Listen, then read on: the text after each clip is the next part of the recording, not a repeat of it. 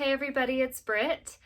Today is April 16th, it's a Thursday, and I wanted to make a video to talk about my husband having left 2 days ago for New York. He joined a team of about 50 people through his work, Intermountain Healthcare, and they flew out on Tuesday to help hospitals with COVID patients. It's kind of crazy.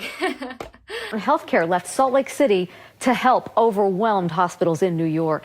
KSL has been in touch with other small groups of healthcare professionals from Utah already there on the ground. News specialist Ashley Kewis just checked in with a husband and wife team now on the front lines. You probably will not be seeing this video until Jason has returned.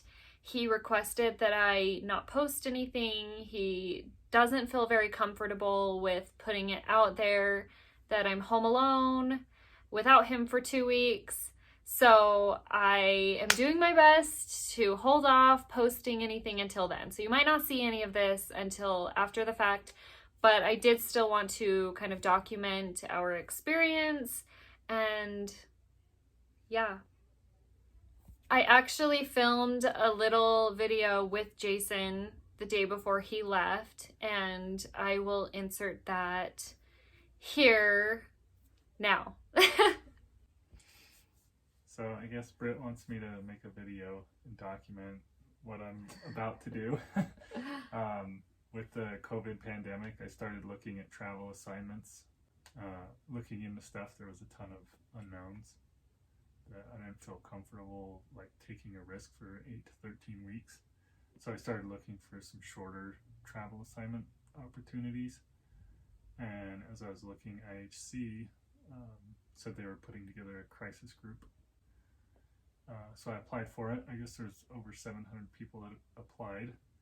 And originally I didn't make the first group, but a couple people dropped out and they invited me to come along. So I found out on Saturday, and then I leave on Tuesday, which is tomorrow. It's crazy. When this opportunity came up, it just felt perfect, but it feels weird. It feels surreal to me. Like oh man, now I'm a little emotional. Oh, I'm crying now. I don't either. Okay. We told Ollie and he just started crying. I mean, everybody's going through this. It's not just us. But it's been hard. You know, we're in a 2-bedroom apartment and we don't really have a yard. We have like this tiny, how big is it? I don't even know. Like 2 by 6 feet. 2 by 6 or 3 by 6 patch of yard in our right outside in front of our apartment. I think it's just everybody's feeling a little bit on edge from being, you know, stuck in quarantine, social distancing, just kind of out of your normal routines. He's asked me several times, are you okay with this? And I've said yes every single time, because when it comes down to it, I think it's awesome that he wants to help and that he wants to be a part of this. And I don't know, you've always been the kind of person that wants to help other people, and I feel like he deals well with crisis, like this type of crisis.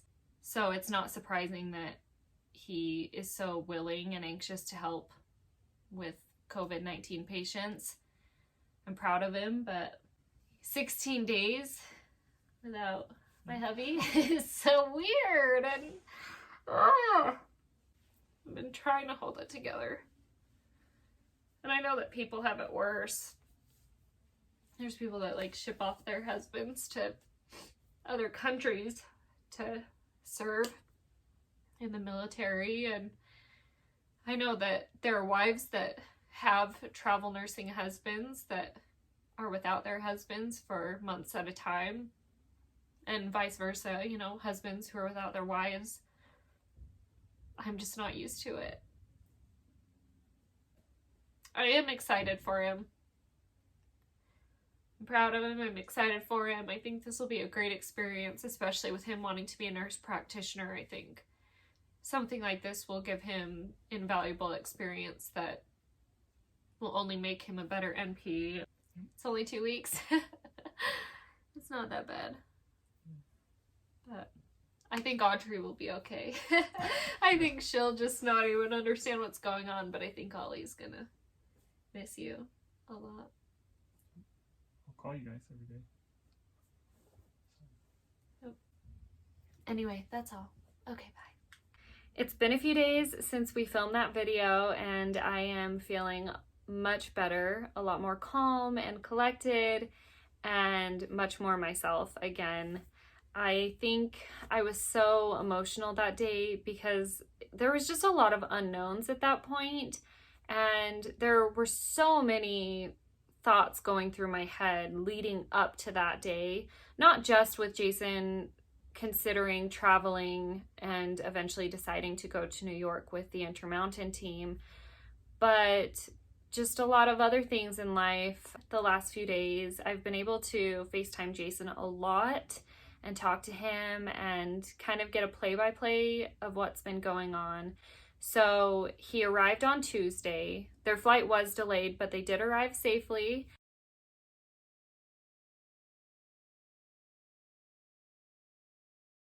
And he got back to his hotel. I mean, obviously they talked to everybody about some things, but for the most part, he was able to kind of wind down and relax the rest of that evening. And then yesterday, Wednesday, he had orientation. And they just did a training all day, teaching them how to chart and trying to get them familiarized with the work that they would be doing. And he also got his schedule for the week. So this week he is working graveyard shifts, which is what he typically does work here in Utah. And he will be working tonight. So he's actually at the hospital right now. Works tonight, he works tomorrow, Friday, and then he'll work Saturday night as well. I don't know what his schedule is next week, but I'm sure we'll find out soon enough. So Jason will be working in the ICU. I believe they've split up the team into 3 different areas. They've got the ICU, med-surg, and the ED, so the emergency department. And I believe he'll be working in the ICU the whole time that he's in New York, but I could be wrong. I guess we'll find out. But he was telling me that they are having to set up a tent or tents. I'm not sure if it's plural or not, because they don't have enough beds for the patients in the ICU. So he was saying that he could possibly be working in a tent for his shift tonight. And I'm interested to hear if that ends up being the case, and if not, what, his experience is like. As for now, we're doing well here at home, and Jason has been pretty good out there. He has naturally been a little bit nervous, but that's to be expected when you haven't experienced something like this and you're not really sure what you're walking into. Anyway, because I am not posting these things in real time, you will see all of the updates after the fact, but I will continue to update in real time for me. I will film things as they happen. Obviously, I'm not there with Jason. I can't film that stuff, but I will try to get pictures and videos from him and share those as well. I hope everybody is doing well, and I will talk to you later. Bye.